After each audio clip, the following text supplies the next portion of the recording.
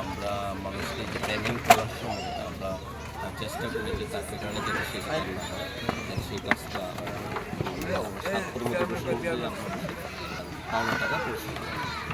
আমরা তো জানি অন্যান্য বিমা আছে, মানুষ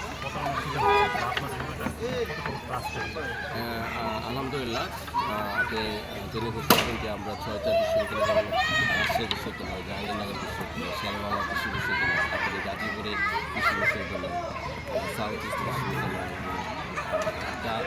আপনার এই যে ইস্টার্ন ইউনিভার্সিটি, তো এগুলো যদি আমরা ক্লাস না করতাম তারা কিন্তু আমাদেরকে মানে বিশ্বাস করতাম। তাই এটা আমাদের জন্য একটা বিরাট পরবর্তী।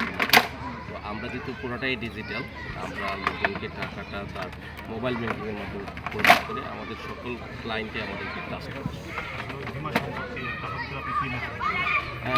সম্পর্কে কারণ থেকে মেসেজ হচ্ছে আপনি টাকাটা আপনি ঘরে বসে জমা দেবেন, কারোর হাতে দেওয়া দরকার নেই। আপনি মোবাইল ব্যাঙ্কিং, তারপর ব্যাংক, তারপর চেক, এভাবে টাকাটা পরিশোধ করবেন এবং সবসময় আপনি টাকাটা মানে এই যে টাকা পাওয়ার পরে আপনি SMS পাচ্ছেন কিনা আপনি একটু দেখবেন, তারপর আপনি কাগজপত্র সংরক্ষণ করে রাখবেন।